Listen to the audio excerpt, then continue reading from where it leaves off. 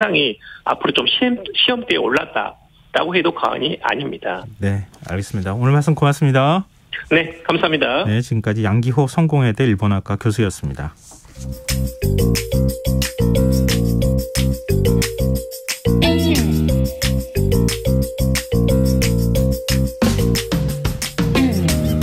복잡한 정책부터 실물 경제와 투자까지 눈여겨봐야 할 경제 이슈 깊이 있게 살펴보는 시간입니다.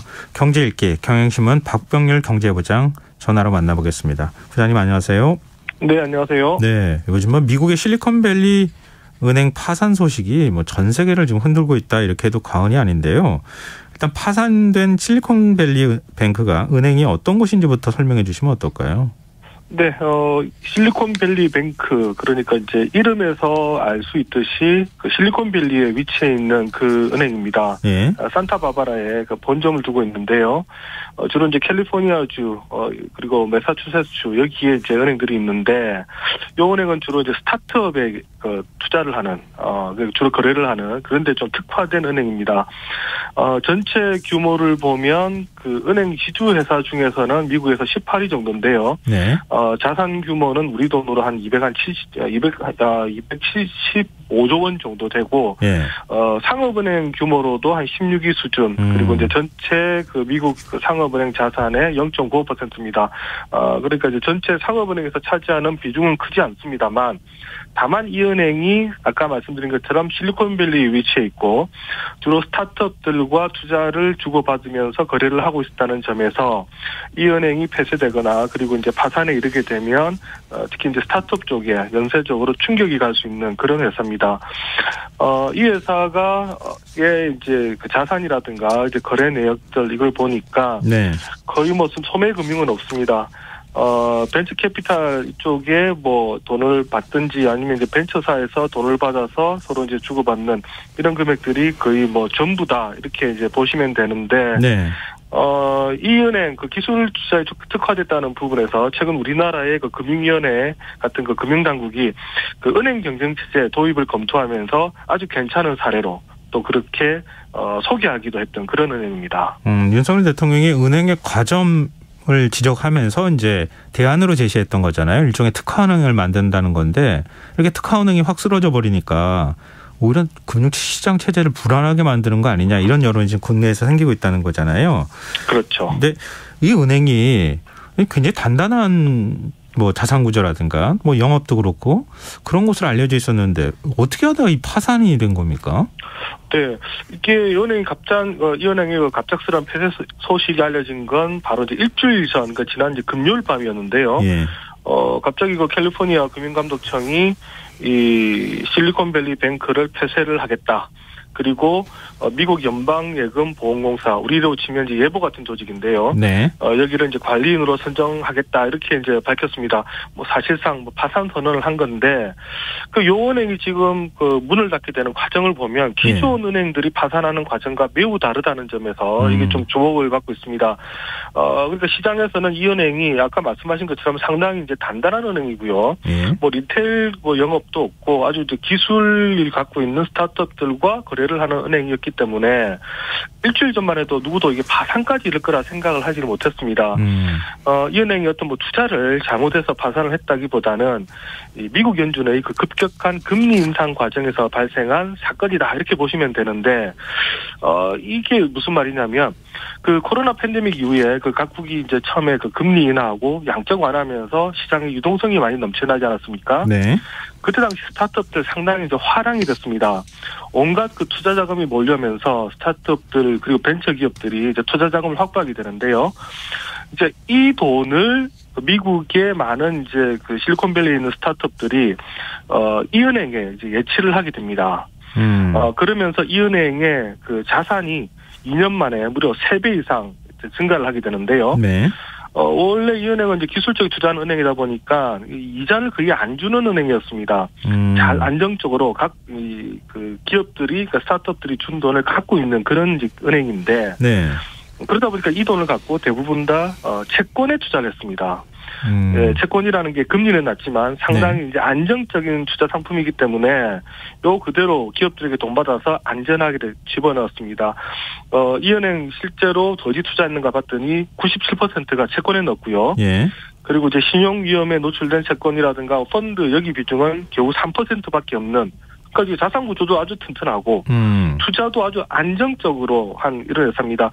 그리고 채권의 대부분은 또 아주 장기채에 많이 넣어놨는데 네. 이것도 또 맞는 게 지금은 막 그 금리가 치솟고 이런 상황입니다만 하지만 10년 정도 장기채를 가져가다 보면 금리가 안정화되고 그러면 결국 이제 채권도 이익으로 돌아갈 수 있다 이런 생각을 했기 때문에 네. 정말 이 투자 내용만 보면 전혀 이제 문제가 없는 이제 그런 회사였습니다. 근데 여기서 이제 변수가 생긴 게 그 이후에 연준이 갑자기 금리를 올리지 않았습니까? 네. 금리를 올리고 유동성을 환수하면서 갑자기 모든 이런 이제 그 계획들이 어긋나기 시작을 했는데 먼저 예금 금리가 막 올라가니까 네. 기업들이 야 우리도 예금 이자를 좀 줘 이렇게 이제 요구를 하기 시작한 겁니다. 이 예금 이자 안 주면 우리 딴 데로 돌리겠다 이렇게 하다 보니까 이 기업들에게 금리를 올려주기 시작을 했고요. 그리고 이제 또 하나는 시중의 유동성이 줄어드니까 기업들이 갑자기 이제 돈이 필요하게 된 겁니다. 그래서 그동안 맡겨놨던 돈을 돌려줘. 이 돈을 받아서 우리 쓰겠다 이렇게 됐는데 문제는 이제 이 돈을 돌려주기 위해서는 이 은행이 그동안 투자했던 채권을 이제 팔아야 되는 이런 문제가 생기게 된 겁니다.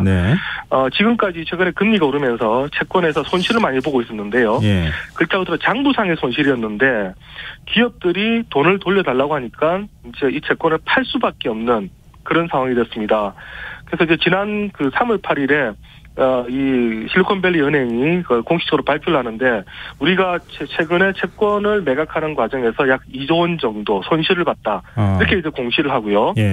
여기 알려지면서 바로 이 SVB 그 파이낸셜 그룹의 주가가 전일 대비 60% 폭락을 하게 되고 또 갑자기 우리 미국 은행이 무슨 일이 생긴 거지 이러면서 이제 다우존스 US 뱅크 인덱스도 하락을 하게 되면서 미국 은행 산업 전반이 주가가 하락을 하게 되는 그런 상황이 벌어집니다.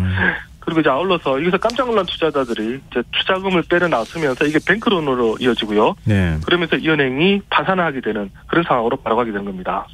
그러니까 참 어찌 보면 최고 경영진이 시장 흐름을 거꾸로 읽었다 이렇게 볼 수도 있는 것 같고, 근데 그 외에 말씀하신 것처럼 단 며칠 만에 한 55조 원 규모의 돈이 예금이 빠져나간 게 일종의 모바일 뱅킹, SNS 시대가 된 영향이 크다 이런 분석이 있더라고요. 네, 지금 이 실리콘밸리 은행, 그러니까 SVB 여기가 지금 망하는 데 걸리는 시간이 겨우 지금 36시간이라고 알려져 있습니다. 두 가지 이유가 있는데 이 벤처 기업들이 실리콘밸리 은행에 넣었던 돈은 이게 대부분 다 지금 투자자 보호가 되지 않은 돈들입니다. 이게 원체 큰 거액이다 보니까 그 미국 같은 경우는 이제 계좌당 25만 달러까지는 투자자 보호를 해줍니다만 요거 넘어가는 금액은 이제 한 푼도 보호를 안 해주는데, 그러다 보니까 이 은행 위험하다 이러니까 바로 기업들이 가서 돈을 다 빼버린 겁니다. 그러면서 심지어 자기들 계열사까지 얘기해서 야 니네들 뭐 하냐 빨리 돈 빼라, 이거 잘못하면 우리 한 푼도 못 받는다 이러다 보니까 1차적으로 고객들이 바로 이제 은행에 몰려가서 돈을 뺀 게 하나가 있고요. 그리고 두 번째는 아까 말씀하신 것처럼 이 은행이 아무래도 실리콘밸리에 있는 스타트업들과 얘기를 하다 보니까 아주 이런 폰뱅킹이라든가 스마트폰 여러 가지 이제 그 온라인 뱅킹이 상당히 잘 되어 있는 회사였습니다. 곧바로 그 밤새 온라인 뱅킹에서 엄청난 돈이 빠져나가 버린 겁니다. 그러다 보니까 지금 보니까 그 블룸버그 통신에서 알려진 바에 따르면 밤 사이에 빠져나간 돈이 55조 원이 한 번에 싹 빠져나가 버리는데, 그러니까 이 은행 입장으로서는 지금 은행의 상황을 설명하거나 어떤 해명할 시간도 없이 많은 돈들이 한꺼번에 빠져나가다 보니까 바로 이제 파산으로 가버리게 되는 그런 상황들이 이제 벌어지게 된 겁니다. 그다음에 SVB가 좀 특화된 은행이라서 일반 은행과 곧바로 비교하기는 어렵겠지만 좀 다른 은행도 똑같은 상황을 맞을 수도 있는 거 아닙니까? 네, 지금 그 미국 투자자들이 깜짝 놀란 게 이런 부분입니다. 아니 지금 그 미국 연준이 금리를 빠르게 올리면서 어떤 그 부작용이 있을 줄 모르겠다라고 생각을 하고 있었는데 이렇게 튼튼한 은행이 갑자기 망가지는 걸 보니까, 아니 그렇다면 지금 우리가 모르지만 다른 은행들도 위험한 것 아니냐. 지금 이런 불안감이 커졌고요. 실제 이 실리콘밸리 뱅크에 이어서 지금 시그니처 은행도 지금 폐쇄가 되면서 불안감이 이제 더 커졌습니다. 오늘 또 보니까 그 국제신용평가사인 피치와 S&P 이런 곳이 또 미국의 또 다른 중소은행 퍼스트 리퍼블릭 은행의 또 신용등급을 강등을 하게 됐는데요. 네. 이 신평사들이 볼 때는 지금 이 퍼스트 리퍼블릭 은행도 예금 인출 압박이 지금 고조되고 있다. 여기 예금을 했던 예금자들이 이 은행 믿지 못하겠다. 이러면서 추가적으로 뱅크런이 발생할 가능성이 크다. 이러면서 지금 신용등급을 하락을 시켰습니다. 지금 S&P, 무디스 그리고 피치에 따르면 이 퍼스트 리퍼블릭 뱅크 외에도 9곳의 은행에 대해서 신용등급을 강등하거나 좀 하향을 검토 중이다 이렇게 지금 밝히고 있는데 네네. 그만큼 미국의 지금 중소형 은행에 대한 불안감이 커지고 있는 겁니다. 근데 여기에 더해서 스위스의 세계적인 투자은행 크레디트 스위스가 주가가 지금 폭락하면서 글로벌 금융시장이 다시 요동치고 있다고요? 네, 이제는 또 유럽 쪽으로 건너가는데요. 네. 이 크레디트 스위스 은행이 상당히 지금 큰 은행이고 글로벌 은행 중에 하나인데 어제 장중 갑자기 30% 주가가 폭락을 했습니다. 그 이유가 이 크레디트 스위스 은행의 그 최대 주주가 사우디 국립은행인데요. 이 사우디 국립은행의 회장이 우리는 더 이상 추가적으로 크레디트 스위스 은행에 대해서 재정 지원을 하지 않겠다. 이런 말을 밝히니까 갑자기 이제 주가가 폭락을 하게 됐는데 지금 이 크레디트 스위스 은행의 경우는 이미 그 작년 그리고 재작년부터 계속 지금 불안하다 하면서 지금 경영 위기설이 계속해서 제기가 되어 왔습니다. 특히 2021년에 그 파산한 영국의 그 그린실 캐피털 그리고 아케고스 캐피털 여기에 상당히 투자를 했다가 막대한 손해를 봤고요. 네. 또 그 마약 밀매 조직의 돈 세탁을 제대로 감시하지 않았다. 이런 혐의로 인해서 또 법원에서 유죄 판결도 받았습니다. 그러니까 계속 손실 보고 또 부패 스캔들까지 휘말리면서 악재가 이어지는 상황이었는데 지금 크레디트 스위스는 5분기 연속 손실을 보고 있고요. 그리고 지금 또 지난해 4분기에는 엄청난 양의 또 고객 예금이 인출이 되면서 유동성이 악화된 상황이었는데 여기서 대주주가 우리는 더 이상 투자를 하지 않겠다 하려다 보니까 이제 주가 폭락으로 이어졌습니다.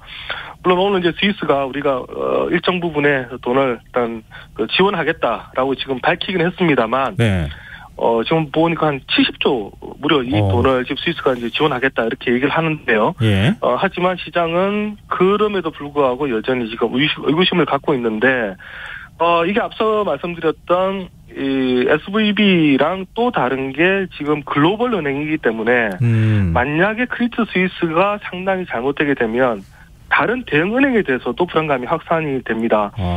특히 크레디트 스위스 은행은 뭐 JP 모건이라든가 뱅크 오브 아메리카, 뭐 뱅크 오브 차이나, 뭐 우리가 뭐 말만 들어도 아주 쟁쟁한 이런 은행들과 함께 그 G20 산하의 그 금융안정위원회가 선정하는 글로벌 시스템에서 중요한 은행 30곳 중에 한 곳입니다. 근데 이런 은행이 만약에 무너진다 이러면 상당히 또 그 충격이 커지게 되는 거죠.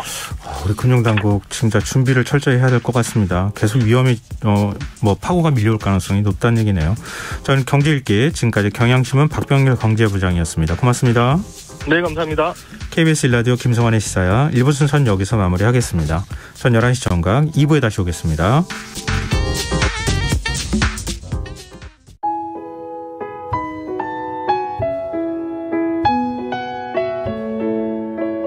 경제적인 어려움에 처한 위기 가정들이 늘고 있습니다. 복지 사각지대에 처해 있는 가정들을 미리 찾아서 지원하고 위기로부터 구하는 일이 시급한데요. KBS 강태원 복지재단은 전국의 복지관과 연대해 복지 사각지대에 있는 위기 가정들을 찾아서 지원하는 운동을 시작합니다. 생활고로 인해 소중한 생명과 가정이 파탄나는 비극이 다시는 일어나지 않도록 이 일에 함께해 주십시오.